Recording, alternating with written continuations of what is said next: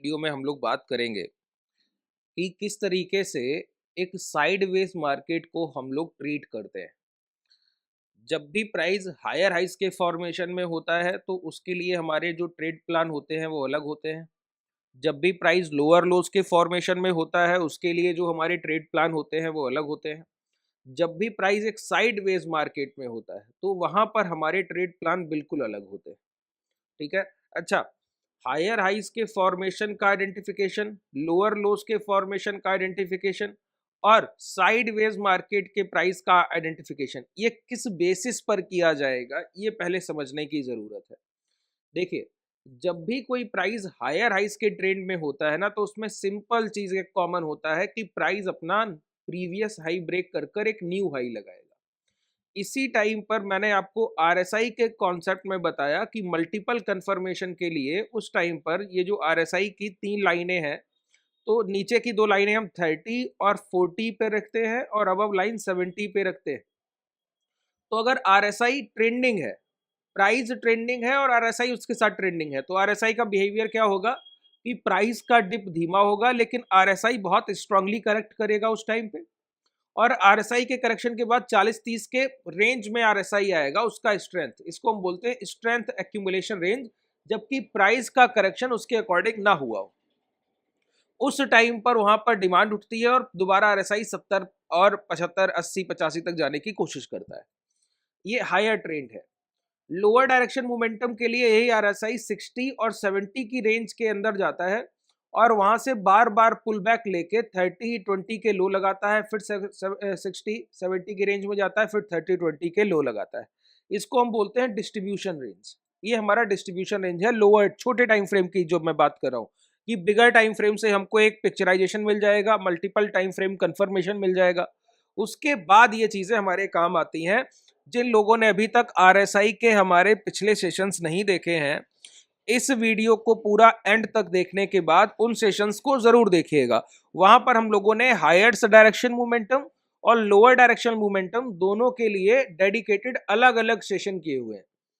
और ये जो मैं कर रहा हूं इसमें मैं आपको बताऊंगा साइडवेज मार्केट को कैसे आप ट्रीट करेंगे, साइडवेज मार्केट को ट्रेड करने का कंडीशन क्या है। ठीक है। अब तीसरी बात आती है कि जब भी प्राइस एक साइडवेज मार्केट होगा, सबसे पहले अगर मैं आपसे पूछूं कि हायर हाइस के फॉर्मेशन में प्राइजेक्शन बोलता है कि प्रीवियस हाई का ब्रेकआउट और उसके बाद एक नया हाई। लोअर लो डाउन ट्रेंड का मार्केट बोलता है कि प्रीवियस जो लो लगा है उसका ब्रेकडाउन और एक नया लो लगाना, और फिर ये प्राइस इसी को रिपीट करता रहता है और ये प्राइस इसी को रिपीट करता रहता है। तो जब एक प्राइस का एक्ट जब रिपीटेशन फॉर्मेशन में चला जाता है उसी को हम ट्रेंड बोल देते हैं। एक प्राइस का एक्ट जब रिपीटेशन फॉर्मेशन में डाउन साइड चला जाता है इसी को हम लोअर ट्रेंड बोल देते हैं। ठीक है। अब साइडवेज मार्केट का आपके अकॉर्डिंग क्या डेफिनेशन है? साइडवेज मार्केट का डेफिनेशन है जैसे कि प्राइस ने लास्ट हाई ब्रेक कर कर एक नया हाई लगाया, साइडवेज मार्केट में ये हाई ब्रेकआउट नहीं होंगे। जैसे कि प्राइस ने लास्ट स्विंग लो ब्रेक करके एक नया लो लगाया, साइडवेज मार्केट में ये स्विंग लो ब्रेकडाउन नहीं होगा। इसका मतलब है साइडवेज मार्केट में एक चीज बड़ी क्लियर होगी कि प्राइस अपने स्विंग हाई और स्विंग लो ब्रेक नहीं करता है। अब मैं आपसे पूछूं कि अगर आप इंट्राडे ट्रेडर हैं और एज अ इंट्राडे ट्रेडर आपके लिए सबसे ज्यादा महत्वपूर्ण जो स्विंग हाई और स्विंग लो होते हैं वो कौन से हैं, तो मैं आपको बोलता हूं कि एज अ इंट्राडे ट्रेडर हमारे लिए जो सबसे जरूरी स्विंग हाइज और स्विंग लोज होते हैं वो होते हैं लास्ट डे हाई और लास्ट डे लो।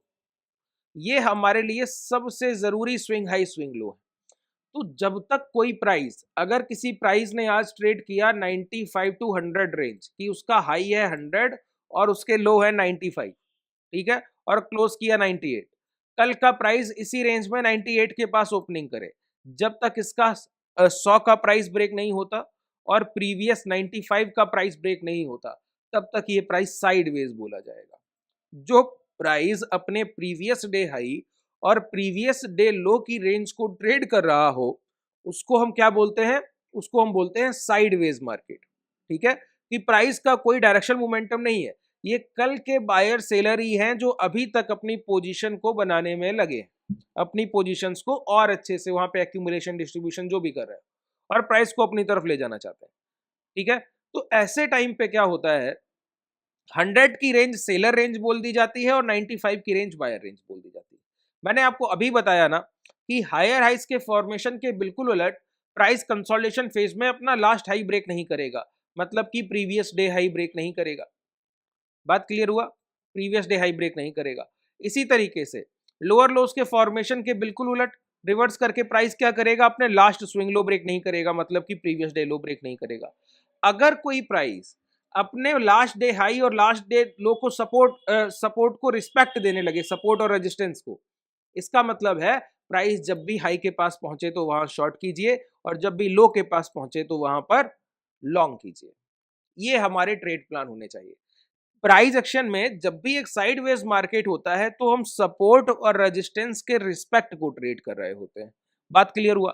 अच्छा, ये कैसे तय होगा अब कि कोई प्राइस का जो सपोर्ट और रेजिस्टेंस है उसको रिस्पेक्ट दिया ही जाएगा? हो सकता है कि प्राइस मॉर्निंग को 11-12 बजे तक उनको रिस्पेक्ट देता रहे, फिर सेकंड हाफ में 1:30-2 बजे के आसपास उसके ब्रेकआउट या ब्रेकडाउन करने की पॉसिबिलिटी रखे। कैसे समझेंगे? तो मैं आपको बताता हूँ। यहीं पर हमारे लिए स्ट्रेंथ बहुत ज़रूरी होती है। अभी मैंने आपको समझाया कि आरएसआई, पहले यहाँ पे मैं आपके लिए प्लॉट कर दूँ। जब तक स्ट्रेंथ लगाएँगे नहीं तो देखेंगे कैसे सर, है ना?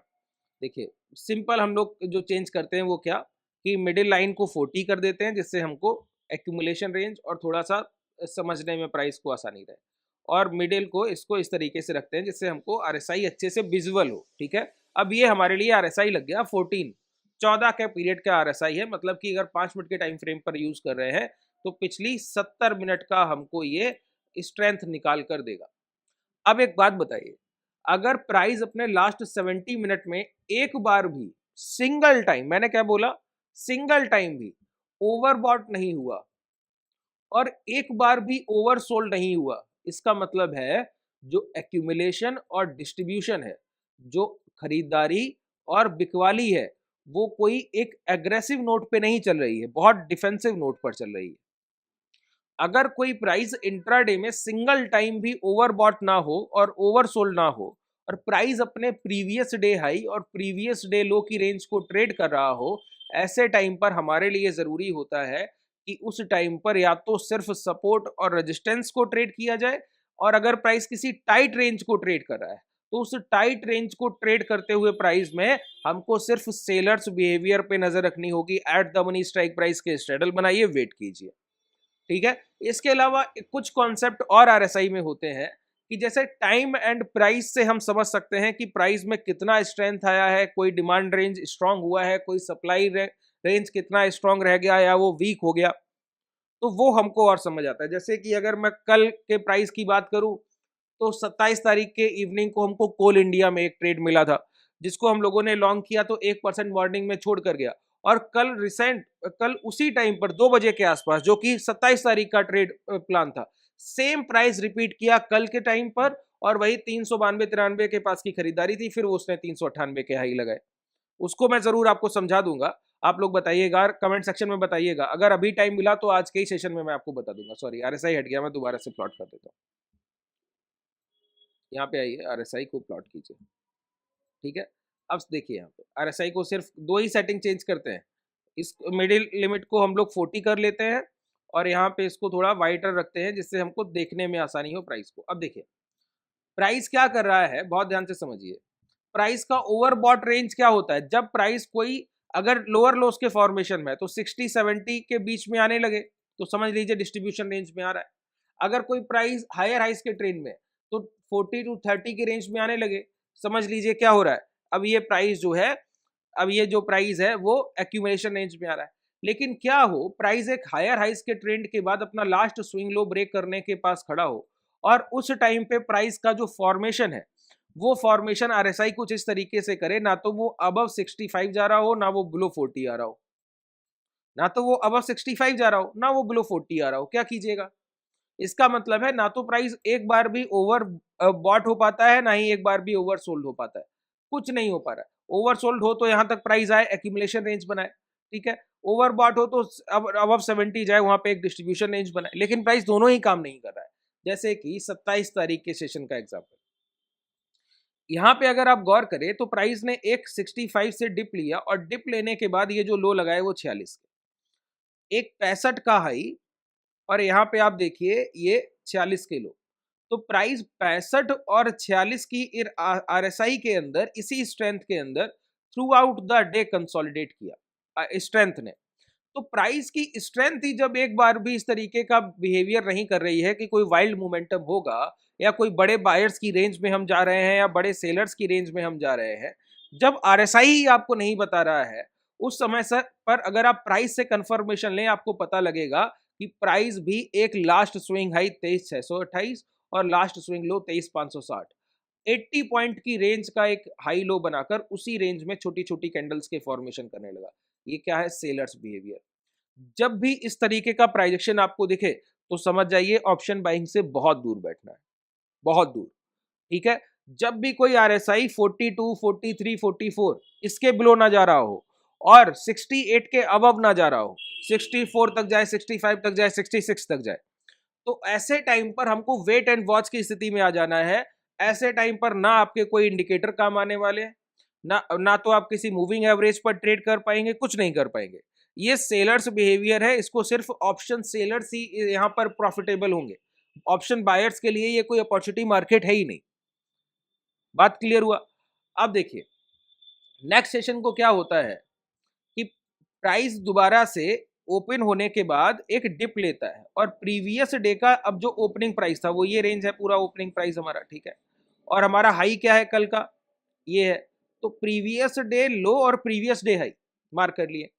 अब कल का एक कंसोलिडेशन फेज हम लोगों ने देख रखा है, ठीक है। अब नेक्स्ट सेशन प्राइस ओपन होते ही देखिए कहां पे आ जाता है, एक ओवर सोल्ड जोन में आ जाता है और प्रीवियस डे लो ब्रेक नहीं हो रहे। प्राइस ने कल through out the session consolidation किया। उस कंसोलिडेशन फेज के बाद प्राइस तुरंत अचानक से तो कोई ट्रेंडिंग फेज पकड़ नहीं लेगा। तो प्राइस उसका इंडिकेशन करता है कि ना तो मैं लास्ट डे हाई ब्रेक कर रहा हूं ना लास्ट डे लो ब्रेक कर रहा हूं। प्राइस क्या करेगा? बार बार, एक बार जब तक प्राइस, अब प्राइस क्या है? Previous day high previous day लो की रेंज में। और ऐसे टाइम पर अगर प्राइस 40 और 30 की रेंज या इसके नीचे आने की कोशिश करे तो वहां पर इसको हम क्या मानते हैं? Accumulation range. अगर क्योंकि previous day high previous day लो की रेंज में प्राइस है, तो मैंने आपको बताया एक कंसोलिडेशन फेज में जब तक ये हाई और जब तक ये लो ब्रेक नहीं होंगे तब तक इनको रिस्पेक्ट दिया जाएगा। तो हमारे लिए last day low as a support area है और last day high as a resistance area है। तो कभी भी आरएसआई 70 के आसपास पहुंचने की कोशिश करे, लास्ट डे का जो आरएसआई का रेजिस्टेंस रेंज है उसके पास पहुंचने की कोशिश करे, आरएसआई का लास्ट डे का जो सपोर्ट है उसके पास पहुंचने की कोशिश करे। तो अगर सपोर्ट रेंज के पास पहुंचने की कोशिश करेगा लॉन्ग, रेजिस्टेंस रेंज के पास पहुंचने की कोशिश करेगा शॉर्ट।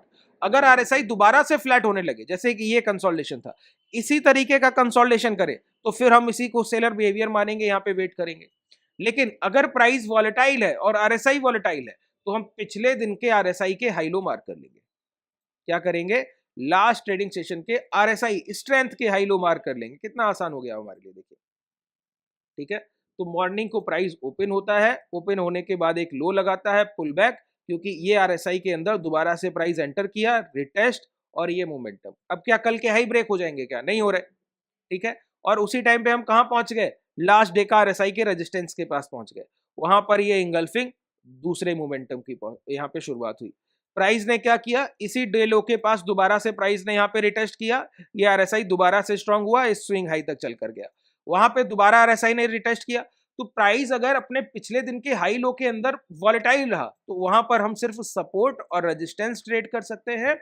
अगर आरएसआई ने क्या किया कि पिछले दिन का एक रेंज जो है, जैसे कि अब ये प्राइस वॉलेटाइल है, अब कल के सेशन में, ट्यूसडे के सेशन में क्या हो कि आरएसआई इसी रेंज को ट्रेड करता रह जाए और प्राइस भी इसी स्विंग हाई और इसी स्विंग लो को पकड़ के इसी रेंज में रह जाए, तो ये सेलर डे हो गया। यहाँ पे तो हमें कोई अपॉर्चुनिटी नहीं मिलेगा। नहीं तो एक साइडवेज मार्केट के दोनों कंडीशन आपने देख लिए।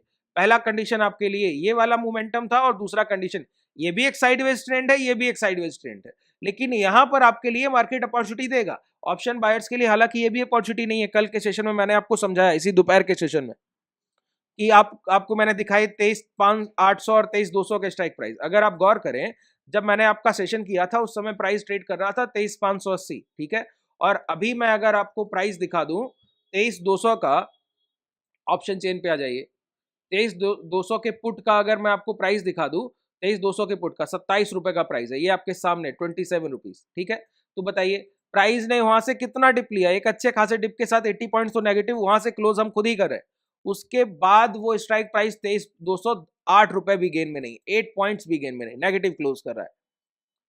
तो बायर्स डे ये भी नहीं है, यहाँ पे भी आपका विक्स डिक्लाइन कर जाएगा, प्रीमियम जो है वो नहीं बढ़ेंगे, प्राइस तो मोमेंटम करेगा, प्रीमियम नहीं उतनी उम्मीद के मुताबिक आपको रिटर्न देगा। तो ऐसे टाइम पर हमको सेलर बनना होता है, पता होना चाहिए सिलेक्शन ऑफ स्ट्राइक प्राइस कि कैसे ऐसी पोजीशन बनाए कि इस पूरे 100 और 150 पॉइंट्स के पूरे मोमेंटम का आप लुत्फ उठा पाए, कि यहाँ पर आपको 40-50 पॉइंट का गेन मिले, कम से कम 20-30 पॉइंट तो आसानी से मिले। अगर 20-30 पॉइंट मिले तो एक बात तय होनी चाहिए कि प्राइस अगर रिवर्स होके ये हाई ब्रेक कर दे तो भी आपके 5 पॉइंट का भी रिस्क नहीं होना चाहिए। लेकिन ऑप्शन वाई में क्या होगा, यहाँ से यहाँ तक प्राइस आएगा 7-8 पॉइंट का प्रॉफिट देगा, लेकिन आपके रिवर्स गया तो आपसे ले जाएगा 20-25-30 पॉइंट।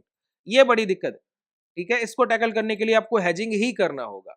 उम्मीद है आपको अच्छे से ये सेशन समझ आ गया होगा। अब तीनों कंडीशन मैंने आरएसआई की आपको क्लैरिफाई कर दी, जिसमें अप ट्रेंड, लोअर ट्रेंड और साइडवेज मार्केट। अब लोअर ट्रेंड के लिए वेटेज मूविंग एवरेज के साथ एटीएमआ को कैसे यूज करते हैं, उसके जो सेशन है वो रह गए हैं। अगर आप वो सीरीज को पूरा consecutive 1 by 1 basic to advance चाहते हैं तो कमेंट सेक्शन में हाईएस्ट कमेंट कीजिएगा। अगर ये सेशन आपको पसंद आ रहा है, ये हमारी सीरीज आपको पसंद आती है, तो आप हमारे अंडर फ्रेंचाइज अपने डीमेट भी रख सकते हैं और वहीं ट्रेड कर सकते हैं। उसके लिए डिस्क्रिप्शन में आपके पास ये जो मैं डीमेट यूज कर रहा हूँ, ये धन का डीमेट है, इसका लिंक आपको डिस्क्रिप्शन में मिल जाएगा। अगर आप हमसे जुड़ना चाहें तो कॉन्टैक्ट डिटेल और आपको एप्लीकेशन का लिंक भी डिस्क्रिप्शन में ही मिल जाएगा। जो भी इस सेशन को लेकर आपका फीडबैक हो, पॉजिटिव या नेगेटिव, कमेंट सेक्शन आपके लिए ओपन है, जरूर टाइप कीजिए। धन्यवाद।